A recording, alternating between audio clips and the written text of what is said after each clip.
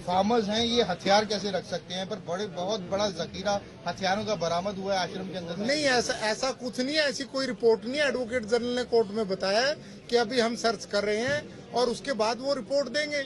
आप ऐसा प्रिज्यूम क्यों कर रहे हो कि वहाँ पे हथियार है?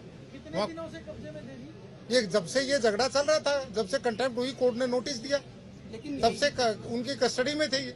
लेकिन प्ली ये ली जा रही थी कि मेडिकल सर्टिफिकेट नहीं, बीमार तो स्टेट ने खुद मेडिकल सर्टिफिकेट गुरुजी का पेश किया था कि ये बीमार है। नहीं, उन्होंने नहीं पेश किया, ये सिर्फ स्टेट ने पेश किया था। आप कह रहे हैं कि इस पूरे जो वाकया हुआ है उसके लिए राज्य सरकार जिम्मेदार है? नो, इस सारे वाकये के लिए जो भी हुआ वो लोग जिम्मेवार हैं जिन्होंने इनको बंधक बना के रखा।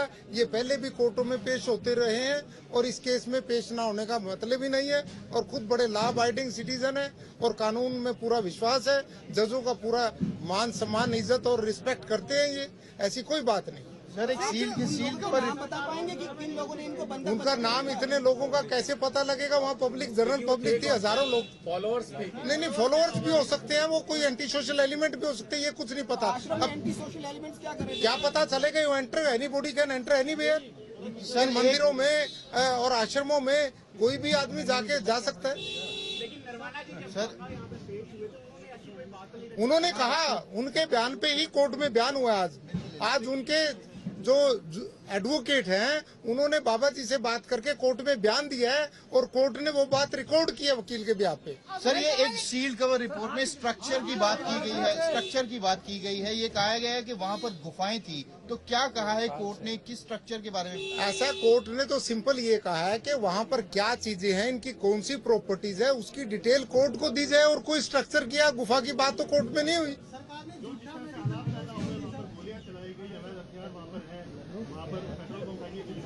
नहीं, इस बात की तो इंक्वायरी अभी रिपोर्ट देंगे ना, अभी तो किसी को भी नहीं पता, सिर्फ ये कहीं सुनी बातें हैं। नहीं, मुझे नहीं पता कि झूठा था सच्चा, पर वो खुद कहते थे मैं बीमार हूँ, आज भी बीमार है, हार्ट में पेन है उनको। एम्बुलेंस से आए हैं, एम्बुलेंस से गए हैं वो। अब उनको पंचकूला जेल में लेके गए, वहाँ लॉकअप में रखेंगे उनको। नहीं, मुझे नहीं पता उस बाइट का, वो आपको पता होगा वैसे। सर, ये अब नहीं, ऐसा है, ये केवल क्रिमिनल कंटेम्प्ट की प्रोसीडिंग्स है। यहाँ कोई रिमांड की कोई बात नहीं है, यहाँ कोई कस्टडी की बात नहीं है। ये क्योंकि इनके नॉन बेलेबल वारंट थे इसलिए ये अरेस्ट हुए हैं, अरेस्ट होकर कोर्ट में पेश कर दिया है। दूसरे केस में इनकी 302 का जो केस था उसमें इनकी आज शायद बेल खारिज हुई है, उसकी वजह से उसमें भी इनको कस्टडी में लेंगे। और जो वहाँ पर बरवाला या हिसार में केस दर्ज हुए हैं उनमें भी इनको अभी कस्टडी में लिया हुआ है। तो ये अकेला केस नहीं है। अब उन केसों के बाद जैसे भी होगा। सर, कौन सी जेल में लेके जा रहे हैं? अब पंचकूला जेल, पंचकूला। नहीं, ये रोहतक जेल की बात आई थी। वो रोहतक जेल की तो ये है कि इनको ले पंचकूला। सर, रोहतक जेल की क्या बात आई थी? रोहतक जेल की नहीं, रोहतक जेल की यार, एक मिनट रुक जो पुलिस स्टेशन ले गया। रोहतक जेल की जो बात आई थी वो क्या थी? रोहतक जेल की बात ये थी, वहाँ पर इनके खिलाफ 302 का केस चल रहा है, बहुत पुराना, 2006 का। उस केस में इनकी आज कोर्ट ने शायद बेल जो ग्रांट हुई थी वो कैंसिल की है, इसलिए इनको वहाँ लेके जाया जाएगा।